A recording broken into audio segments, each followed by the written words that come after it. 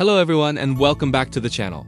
Have you ever found yourself in a debate feeling like you're right, but you just can't quite explain why? Or maybe you've watched a news report and thought, hang on, something about that argument doesn't add up. What you're experiencing is your internal logic meter at work.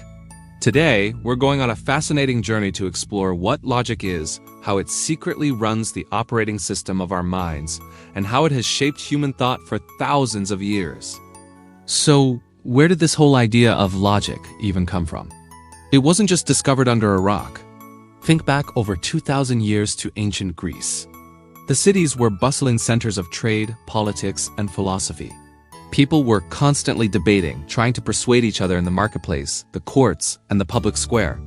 Amidst all this discussion, brilliant thinkers like Aristotle started to notice something. They saw that some arguments were powerful and convincing, while others, no matter how passionately delivered, just fell flat. Aristotle was obsessed with this question: what makes an argument good? He wasn't just interested in winning debates. He wanted to understand the very structure of sound reasoning. He began to systematically analyze arguments, breaking them down into their basic components. It was like being a mechanic for thoughts. He realized that the strongest arguments followed specific patterns, regardless of what they were about. It didn't matter if you were arguing about stars, politics, or olive oil prices. The underlying structure was the key. This systematic study of the principles of correct reasoning is what we now call logic. It was born out of a human need to make sense of the world, to communicate clearly, and to separate truth from falsehood. So let's get down to the basics. At its heart, logic is the study of arguments. But in logic, an argument isn't a shouting match.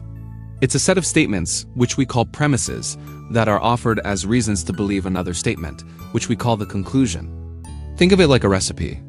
The premises are your ingredients, and the conclusion is the final dish.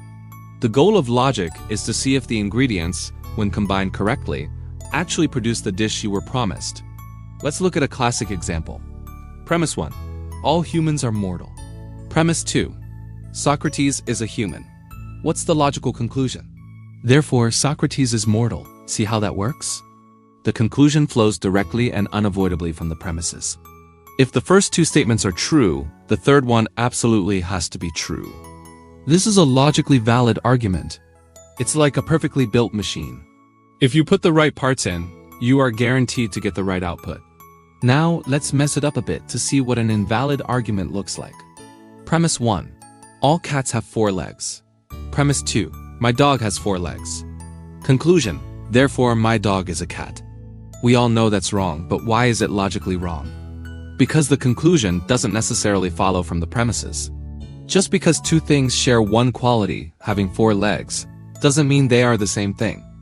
This is a logical fallacy, a flaw in the structure of the argument. Logic teaches us to spot these flaws, not just in others' arguments, but, crucially, in our own thinking as well. This brings us to 2 major types of reasoning that logicians talk about: deductive and inductive reasoning. What we just saw with Socrates is a perfect example of deductive reasoning. Deduction starts with a general rule or statement and moves to a specific conclusion. It's all about certainty. If your premises are true and your argument structure is valid, your conclusion is guaranteed to be true. It's like a mathematical proof. 2 plus 2 will always equal 4. Similarly, if all humans are mortal, and Socrates is a human, he must be mortal. There's no other possibility. Deductive reasoning is the backbone of fields like mathematics, computer programming, and law. When a computer programmer writes code, they are using deductive logic. If this condition is met, then execute this command. The outcome is certain and predictable. When a lawyer builds a case, they connect evidence to legal principles in a deductive chain to prove their conclusion beyond a reasonable doubt. But what about the real world, where things aren't always so black and white? That's where our second type of reasoning comes in: inductive reasoning. Induction works in the opposite direction. It starts with specific observations and moves toward a general conclusion. Think about how science works. A biologist observes thousands of swans, and every single one she sees is white. From these specific observations, she might form a general conclusion. All swans are white. Now, is this conclusion guaranteed to be true? No. It's highly probable, based on the evidence, but not certain. And in fact, this was a common belief in Europe for centuries, until explorers went to Australia and discovered black swans. This is the key difference. Induction deals with probability, not certainty. It's about making the best educated guess based on the data you have. Every time you think, the sun has risen every day of my life, so it will probably rise tomorrow, you're using inductive reasoning. You don't have a guarantee, but you have overwhelming evidence that makes it an extremely strong conclusion. Inductive reasoning is everywhere. Doctors use it to diagnose illnesses based on symptoms.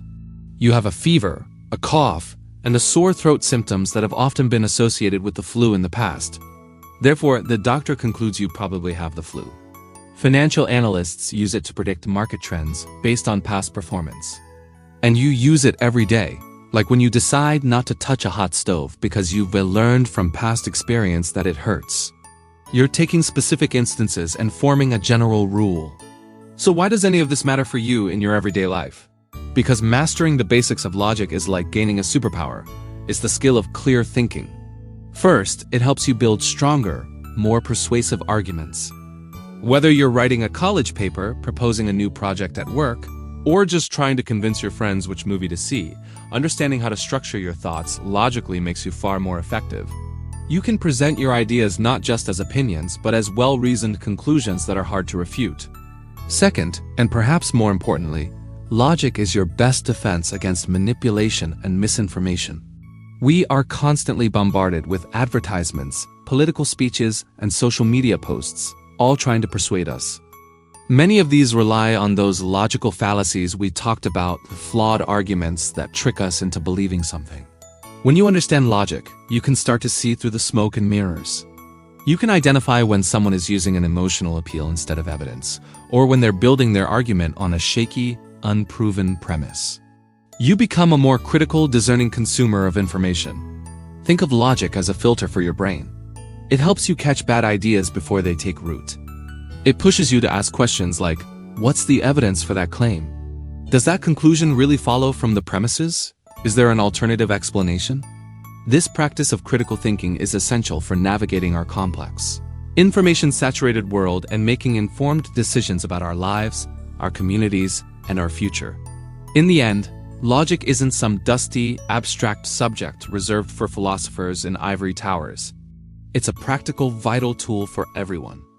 It was born from our very human desire to understand and connect with each other, and it remains the foundation of clear thought, effective communication, and rational decision-making. By embracing logic, we're not just learning a new skill. We're sharpening the most powerful tool we have, our own mind. Thank you so much for joining me on this quick dive into the world of logic. I hope it sparked your curiosity to think a little more about how you think. If you found this video helpful, please give it a thumbs up, and don't forget to subscribe and hit that notification bell so you won't miss our next exploration.